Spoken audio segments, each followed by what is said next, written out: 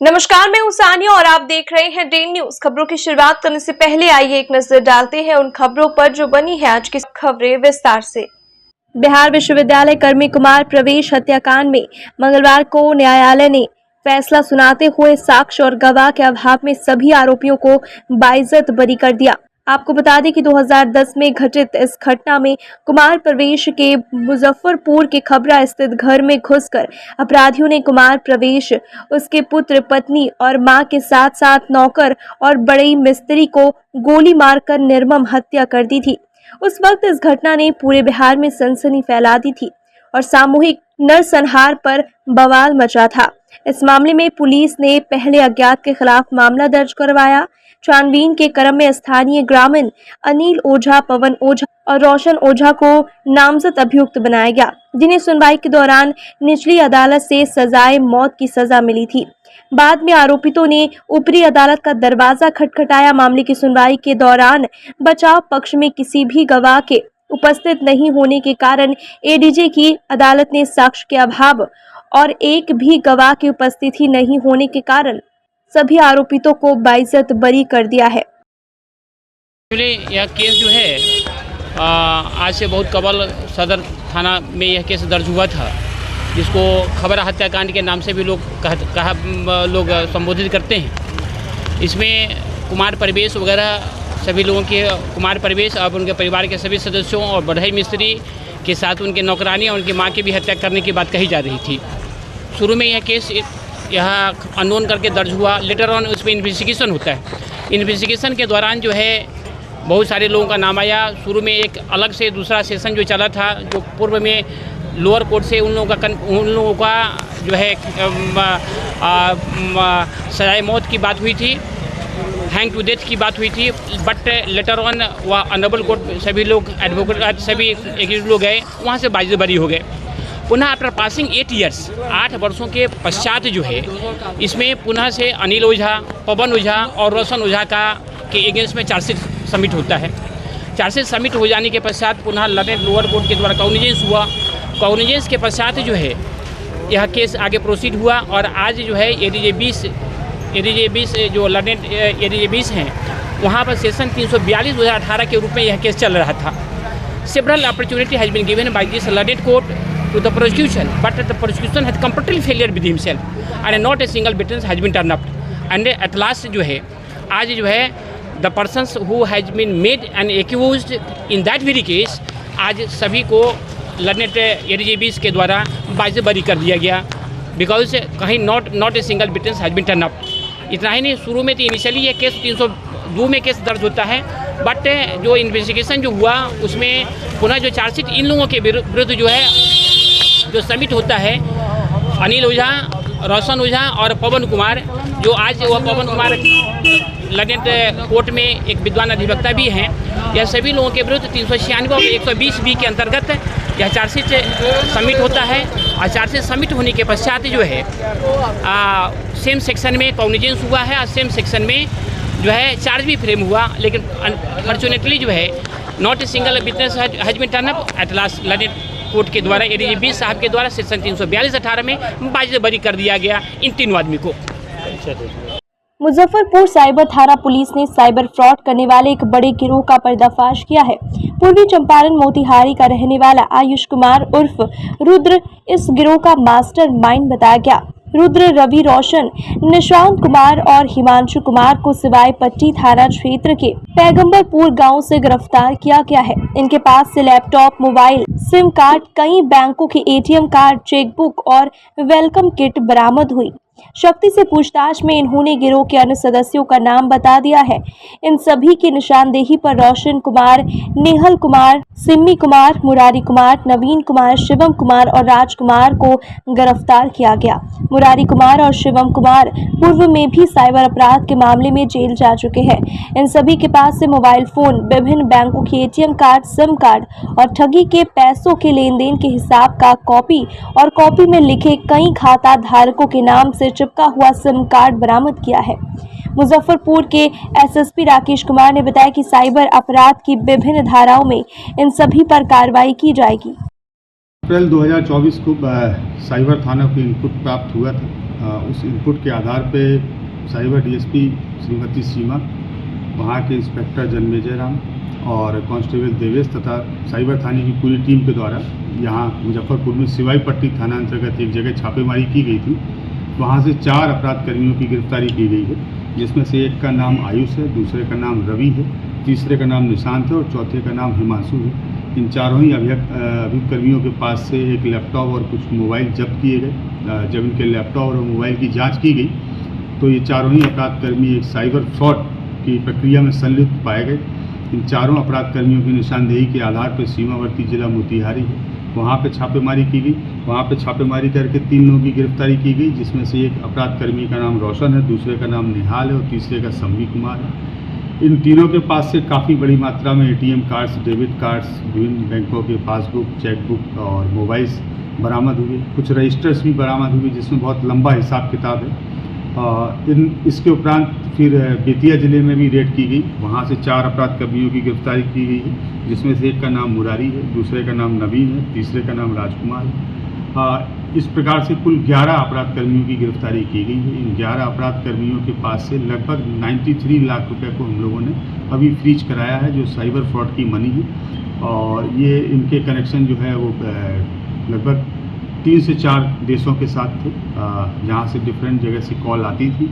Call आने के बाद में इन लोगों के और इनके परिचितों के अकाउंट्स में पैसे आते थे और उस पैसे का ट्रांजैक्शन जो है करते थे। एक निश्चित अमाउंट की राशि कमीशन के रूप में लेके ये लोग बाकी की राशि विदेश भेज देते थे। इन सभी के पास से एक लैपटॉप है, एक टैब है, 36 सिम कार्ड्स हैं, 13 मोबाइल हैं, 21 एटीएम कार्ड्स हैं, बहुत सारे डेबिट कार्ड्स हैं और बहुत सारे ऐसे दस्तावेज प्राप्त हुए हैं, जिससे एक बहुत बड़े गैंग का खुलासा हुआ है। और हम लोगों को इस केस में और आगे फर्दर इन्वेस्टिगेशन करने के लिए बहुत सारे लीड्स प्राप्त हुए। तो किस तरह से सिंडिकेट चलाता था? इनके कई प्रकार के आयाम थे, कई तरीके थे साइबर फ्रॉड करने के। कई बार मल्टीनेशनल कंपनियां हैं, ये उनकी फर्जी वेबसाइट्स तैयार कर लेते हैं उनसे मिलते जुलते नामों के आधार पे, और उनकी फ्रेंचाइजी या उन कंपनियों को लीज पर लेने के लिए लोगों को लोग लुभावने अवसर देते हैं। लोग उसमें पैसा अपना डाल देते हैं, बाद में उनको पता लगता है कि हम साइबर फ्रॉड के शिकार हो गए। कई बार पब्लिक को कॉल करके बोलते हैं कि पुलिस ने आपके किसी परिजन को गिरफ्तार कर लिया है, उनको छुड़ाने के लिए एक निश्चित राशि का अमाउंट मांगते थे लोग। कई बार किसी बड़ी जो कुरियर कंपनी है, कुरियर कंपनी के सर्विस प्रोवाइडर बन के उनके रूप में फ्रॉड का शिकार लोगों को करते हैं। किन किन देशों में सर? चूँकि अनुसंधान प्रभावित नहीं हो, इसलिए अभी उन देशों का जिक्र करना ठीक है। इनमें से कोई इसका मास्टरमाइंड? हाँ, इसमें से 2 अभियुक्त हैं जो जिनका आपराधिक इतिहास भी है, वो पूर्व में भी जेल गए हैं, जिसमें से एक अभियुक्त का नाम नवीन है और दूसरे का नाम मुरारी है। ये बिहार के बेतिया से भी जेल गए हैं। इसके अतिरिक्त वर्ष 2023 में मध्य प्रदेश के भोपाल से भी साइबर फ्रॉड में जेल गए। मुजफ्फरपुर के साहिबगंज थाना क्षेत्र के विशुनपुर पट्टी पंचायत के वार्ड नंबर 10 में सोमवार को एक विवाहिता की संदिग्ध स्थिति में मौत हो गई। कमरे में शव मिलने के बाद परिवार में कोहराम मच गया। मायके वालों ने ससुराल पक्ष पर हत्या करने का आरोप लगाया। घटना की सूचना पर पहुंची पुलिस ने मामले की जांच पड़ताल कर शव को पोस्टमार्टम के लिए मेडिकल भेज दिया। बताया गया कि 28 वर्षीय मृतका अनीता कुमारी का पति रामबाबू शहनी तमिलनाडु में काम करता है। यहाँ वे अपने सास ससुर के साथ रहती थी। सोमवार को कमरे में फंदे से लटका अनीता का शव मिला। सास ने बताया कि 7 साल पहले उसकी शादी हुई थी। थानेदार ने बताया कि आवेदन के आधार पर हर एंगल से मामले की छानबीन की जाएगी। हमरा झगड़ा भे रही तो हम जाती कि हम तो पहली पैसा दे देली, कमा के अली बिना पर तो पैसा दे देली, आ तब खाऊ के हम चल गए। पति पत्नी में झगड़ा होता था? भेले कहल से अनीता खा लेवे तो बतियाम से लेंच में आयल बारी, तो तू कैसे हमरा से बतियाबे, तू बेरस में रहलिस। तो मिस्त्री पर बतियते कि ना, फोन से लेबर पर बतियते कि ना, तो खाली कही का तू बेरस में बारे, बेरस में बारे खाली जा हो। झगड़ा जो होता था पति पत्नी, उसका मेन कारण का कारण? अब हम दोनों बीवी अब दू बेकत अपन हंसते, वो तो वीडियो से हंसे रहे सब, झूठ नहीं बोलेंगे से वो लोग। हमनियो अपना पे आपस में लोग क्या करता था ना करता था, वो बेटी वो ससुर का सास का वो काम थोड़े पुतो है। कैसे मर गए? अब वो हम कैसे बताए से कैसे मर गया, तो हम देखे थे उसे फांसी लगा था घर में। दोनों फंसरी लगा। जी बस। आप कहाँ थे उस समय हम चौर में थे, बहुत दूरी। क्या यहाँ से हम मछली के तालाब पर रहते हैं, दूसर काम करते थे, दूसर काम क्या और आपके करते हैं। घर के लोग कोई थे? हमारा पत्नी था तो दूसरे खेत में काम करने गया था, गेहूँ काटने गया था सर, बनिहारी करने। झूठ क्या बोलेंगे। आप लोग पर आरोप लगाया रहा था कि हत्या कर दिया था। के आप लोग पर लड़की के पिता ही लोग आरोप लगा रहा था कि हत्या कर दिया। ना ना सर, ऐसा बात नहीं। पति पत्नी में कभी विवाद झगड़ा हाँ तो वो लोग विवाद लोग करता था, कभी काल बाई चांस, रोज के नहीं, बाई चांस कभी काल से। उनके पति कहाँ है?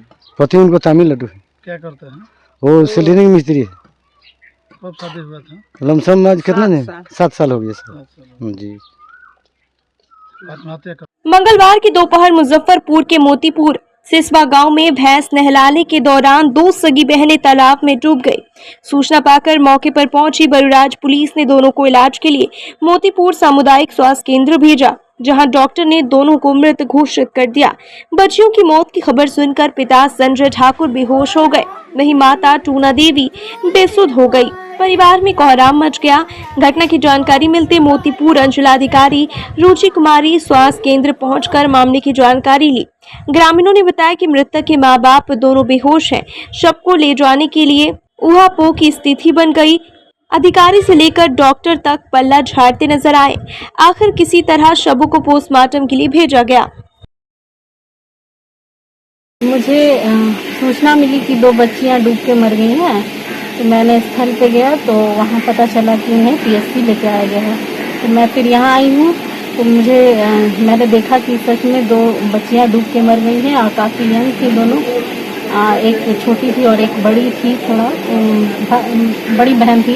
और दोनों के माँ बाप जो हैं वो बेसुध स्थिति में है। उनके मामा मामी थोड़ा होश में थे, तो उनके द्वारा ही उनकी बॉडी को जिला भेजा गया है पोस्टमार्टम के लिए।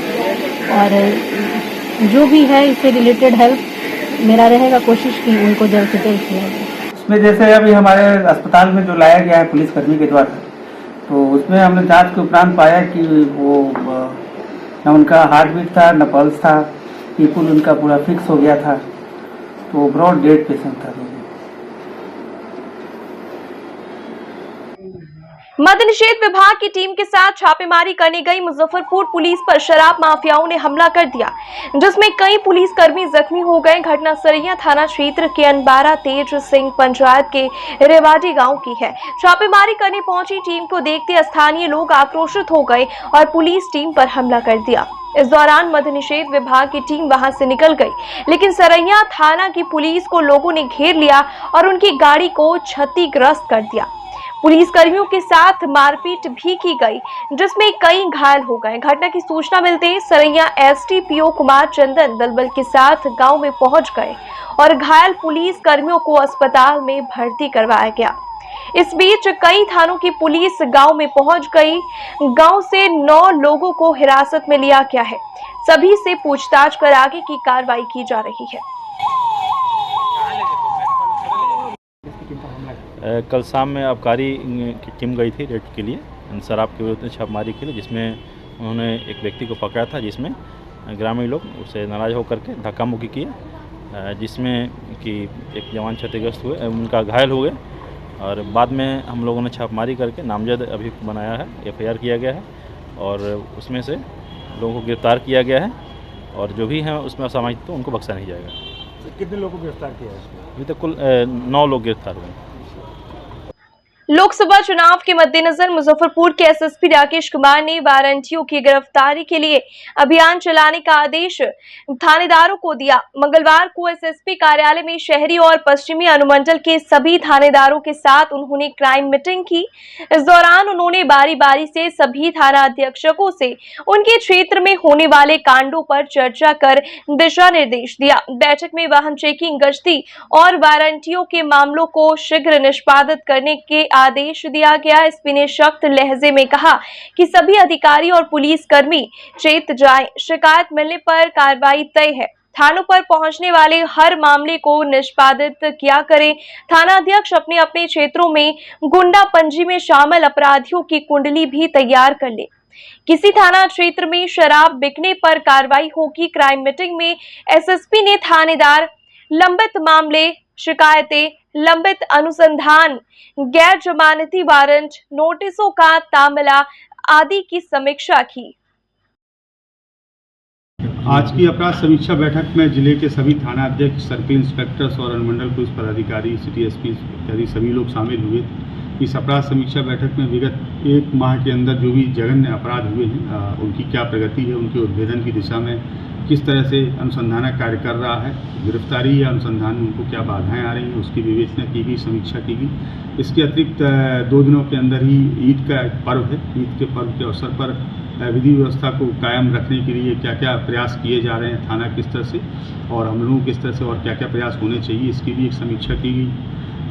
इस माह रामनवमी का भी पर्व है। रामनवमी के पर्व के अवसर पर जुलूस जो निकाले जाने हैं उसके लेके क्या क्या सतर्कता बरतने की आवश्यकता है, कौन से महत्वपूर्ण संवेदनशील जगह हो सकते हैं, उनके बारे में डिस्कशंस किया गया है। और जो आगामी लोकसभा चुनाव वर्ष 2024 में है, जिसकी वोटिंग इस ज़िले में 20 मई और 25 मई को है, उसके बारे में इन लोगों को संवेदनशील बनाया गया है और डूज एंड डोंट्स के बारे में भी अवगत कराया गया है कि चुनाव के दौरान एक पुलिसकर्मी और पदाधिकारियों को क्या क्या कार्य करने चाहिए और क्या कार्य नहीं करने चाहिए। चैत्र नवरात्र पर मुजफ्फरपुर के मां राज राजेश्वरी देवी मंदिर, बगलामुखी मंदिर समेत जिले के अन्य देवी मंदिरों में मंगलवार को कलश स्थापना के साथ पूजा आराधना शुरू हो गई। प्रथम दिन माता दुर्गा के प्रथम स्वरूप शैलपुत्री की पूजा अर्चना की गई। इसके साथ हिंदू नववर्ष की शुरुआत हुई। 9 दिनों तक श्रद्धालु माता के विभिन्न स्वरूपों की पूजा कर सुख समृद्धि की कामनाएं करेंगे। हर तरफ मां दुर्गा की स्रोत गूंजने लगा है। मंदिरों में श्रद्धालुओं की भीड़ उमड़ पड़ी है। देवी मंदिर रमना के प्रधान पुजारी धर्मेंद्र तिवारी और बगलामुखी के महंत देवराज ने बताया कि प्रथम दिन मां शैलपुत्री की पूजा अर्चना की जाती है।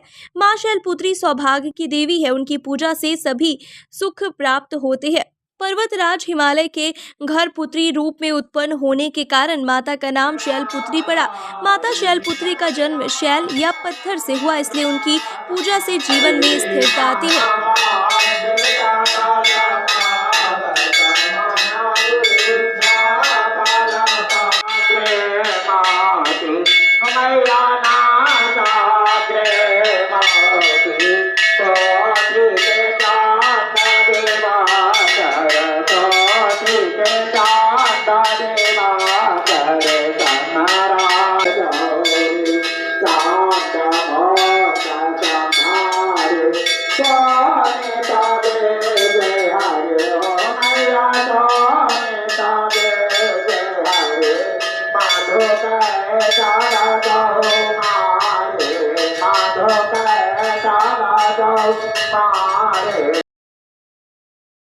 येषु मातृरूपेण संस्थिता नमस्तस्यै नमस्तस्यै नमस्तस्यै नमो नमः। मैं डॉक्टर धर्मेंद्र तिवारी, प्रधान पुजारी राजराजेश्वरी देवी मंदिर रमना मुजफ्फरपुर। यह जो है सो देवी मंदिर तांत्रिक पद्धति का मंदिर है। जैसे हम लोग आरती में गाते हैं कि नव दुर्गा 10 विद्या नाना रूप धरा, तो नव दुर्गा के अंतर्गत जो है सो शैलपुत्री वगैरह आती हैं और 10 विद्या का तांत्रिक पद्धति आता है, जिसमें तीसरा रूप जो त्रिपुर सुंदरी का है। और भगवती के यहाँ दरबार में जो भी आता है उनकी सारी मनोकामनाएं पूरी होती हैं। इसीलिए सालों भर यहाँ दर्शनार्थियों की तांता लगी रहती है।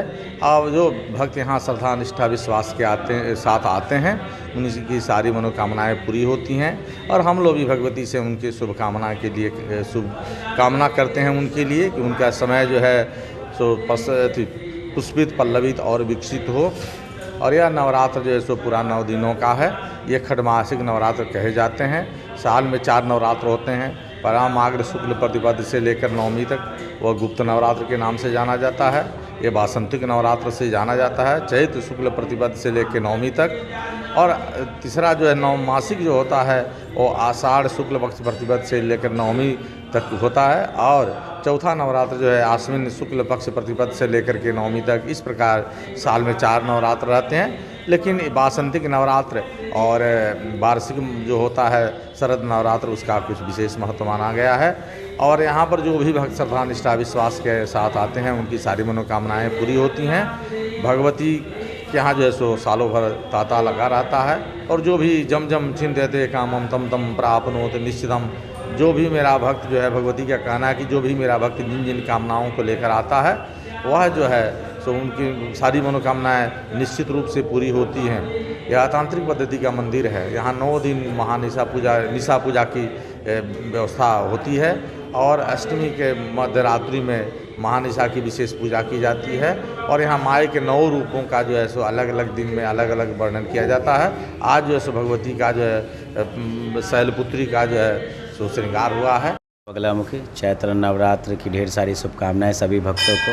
जैसे कि आज प्रथम तिथि है, आज कलश स्थापना है। आज सभी भक्त अपने अपने घर में, अपने मंदिरों में, अपने मठ में कलश का स्थापना करके 9 दिन माँ दुर्गा का पाठ करते हैं और नवमी के दिन पूर्णौती करके माँ को भोग अर्पित करते हैं। जैसे कि आज प्रथम तिथि है, आज माँ शैलपुत्री की पूजा की जाती है। माँ शैलपुत्री को हिमालय पुत्री भी कहा जाता है, जो माँ सती के जिनका स्वरूप माना जाता है कि माँ सती का दूसरा जन्म शैलपुत्री के रूप में हुआ था।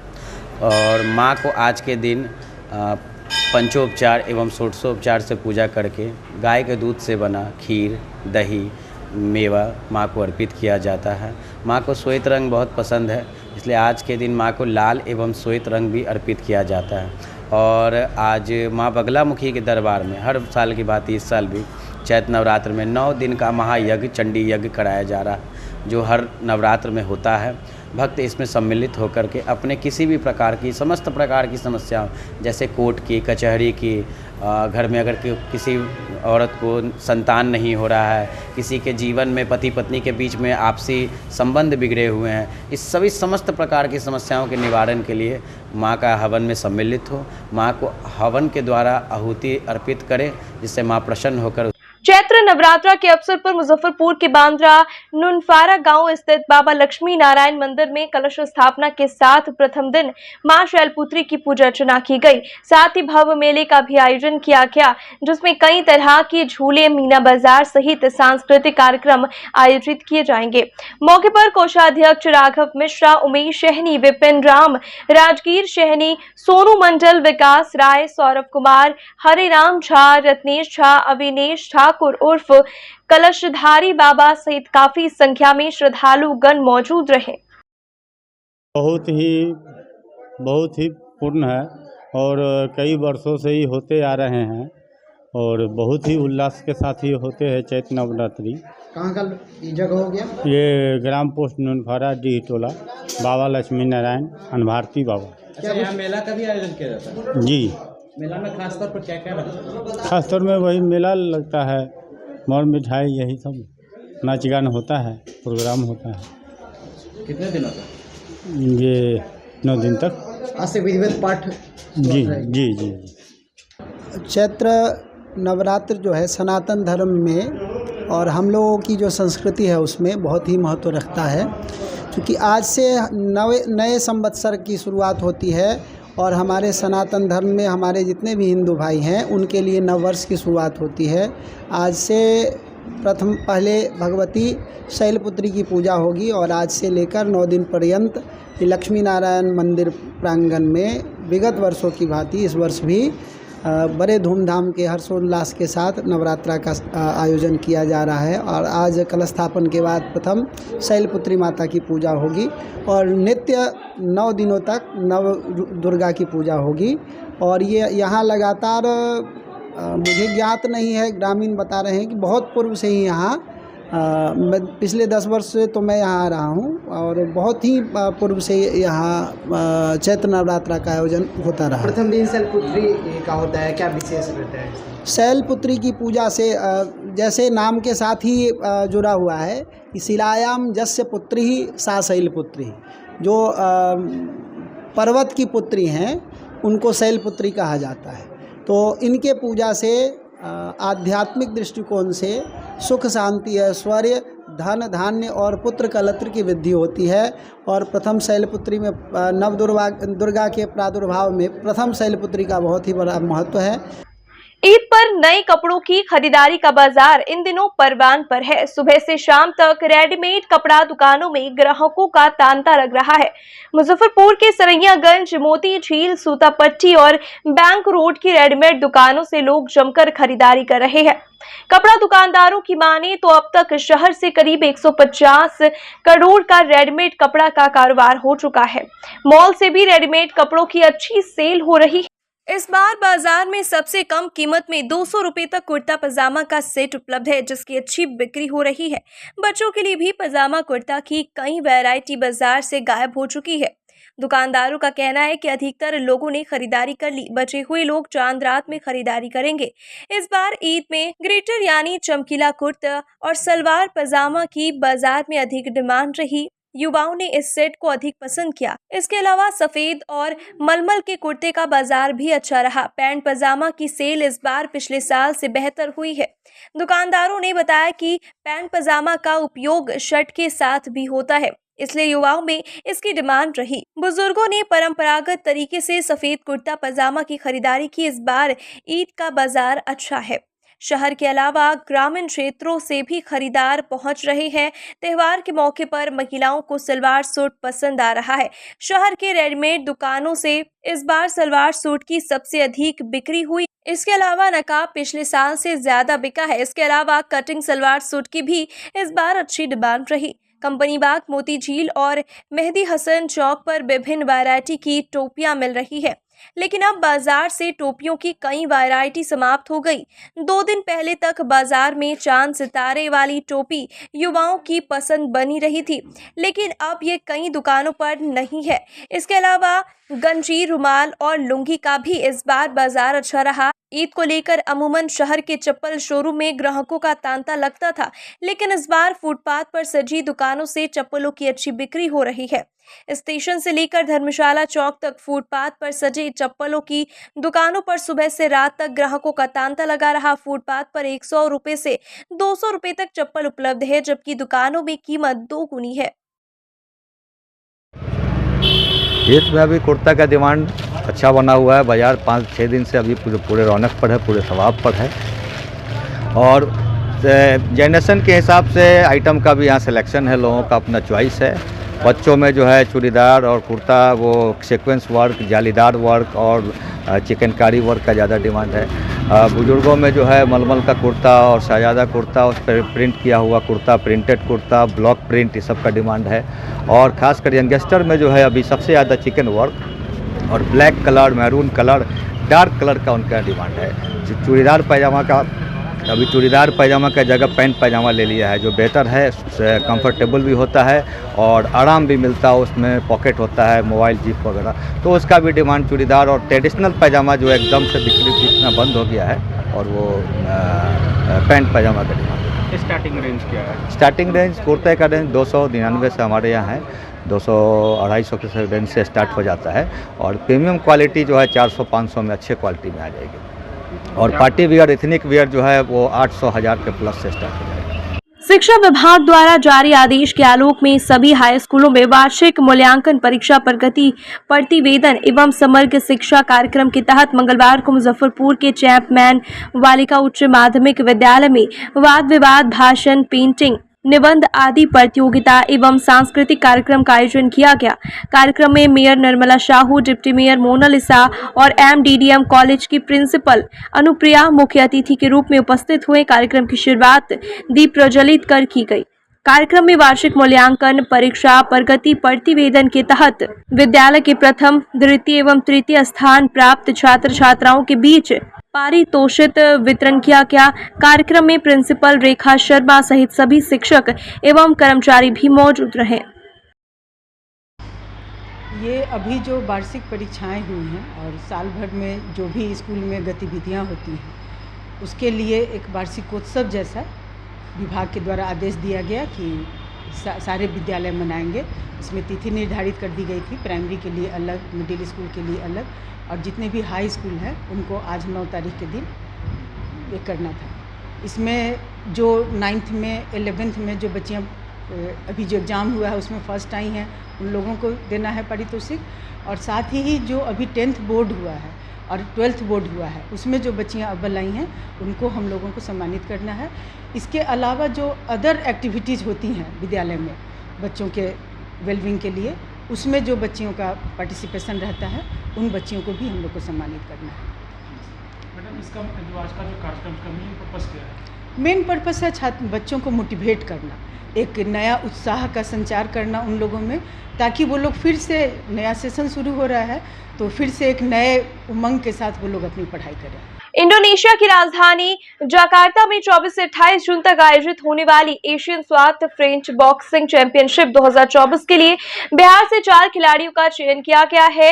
ये चारों भारतीय टीम की तरफ से अपना दमखम दिखाएंगे। बिहार स्वात संघ की कोषाध्यक्ष शिल्पी सोनम ने बताया कि संघ के राज्य सचिव राहुल श्रीवास्तव ने सभी चयनित खिलाड़ियों को सिलेक्शन लेटर दे दिया है। चयनित खिलाड़ियों में बालिका अंडर 14 39 किलोग्राम भार वर्ग में मुजफ्फरपुर के अनुष्का अभिषेक, 42 किलोग्राम भार वर्ग में मुजफ्फरपुर की ही प्रियम कर्ण, बालिका अंडर 17 56 किलोग्राम भार वर्ग में वैशाली की स्वीटी कुमारी, बालक 65 किलोग्राम भार वर्ग में नरकटियागंज के आशिफ अनवर शामिल है। राहुल श्रीवास्तव ने बताया कि सभी खिलाड़ी रास वर्ल्ड के अलग अलग ब्रांच में ट्रेनिंग करके यहां तक पहुंचे हैं। 24 से 28 जून तक इंडोनेशिया, जकार्ता के इंडोनेशिया में आयोजित होने वाली 5th Asian Swat French boxing championship के लिए बिहार के 4 खिलाड़ियों का चयन जो है भारतीय टीम में किया गया। ये सभी खिलाड़ी बिहार के अलग अलग जिलों से हैं। इसमें एक जो है अभिषेक जी की पुत्री हैं अनुष्का अभिषेक, जिनका चयन अंडर 14 -39 kg असाउथ फाइट के लिए किया गया है। ये जो है आपके सीतामढ़ी जिले से आते हैं। इसके साथ ही प्रिया रंजन जी की पुत्री प्रियम कर्ण, इनका भी चयन अंडर 14 -42 kg असाउथ फाइट के लिए किया गया है। इसके अलावा वैशाली जिले से भूषण राय जी की पुत्री स्वीटी कुमारी का चयन अंडर 17 -56 kg के लिए किया गया है। वह नरकटियागंज से, मतलब पश्चिम चंपारण जिले से शबीर आलम जी के सुपुत्र आशिफ अनवर जी का चयन +17 -65 kg असाउथ फाइट के लिए किया गया है। ये सभी खिलाड़ी भारतीय टीम का प्रतिनिधित्व करेंगे और उम्मीद है 2022 जो बांग्लादेश में एशियन चैंपियनशिप था उसमें बिहार से 4 खिलाड़ी गए थे और सिल्वर व ब्रॉन्ज मेडल जीते थे। इस बार प्रयास है कि सभी खिलाड़ी इसको गोल्ड में बदलेंगे और भारतीय तिरंगा इस बार फिर से लहराएगा। सभी खिलाड़ियों के लिए राज्य संघ बिहार की ओर से स्पेशल ट्रेनिंग की भी व्यवस्था की जा रही है और उम्मीद है कि इस बार भारतीय टीम बहुत अच्छा प्रदर्शन करेगी और प्रदर्शन के दम पे भारत को मेडल दिलाएगी। और सभी खिलाड़ियों को जो है आज मैं स्वयं सिहानी राहुल श्रीवास्तव, सचिव राज्य संघ बिहार, मेरे द्वारा सभी खिलाड़ियों को जो है इन लोगों का सिलेक्शन लेटर दिया गया है जो कि स्वात इंडिया की तरफ से आया था। वह रास वर्ल्ड मार्शल आर्ट ब्रांच झापहा के एसोसिएट डायरेक्टर प्रियंका सिंह व सूबेदार चंद्र प्रकाश जी के द्वारा भी इन सभी खिलाड़ियों को चयन पत्र दिया गया है। आज की खबरों में बस इतना ही। कल फिर मिलेंगे कुछ नई खबरों के साथ। तब तक के लिए हमें दीजिए इजाजत। नमस्कार।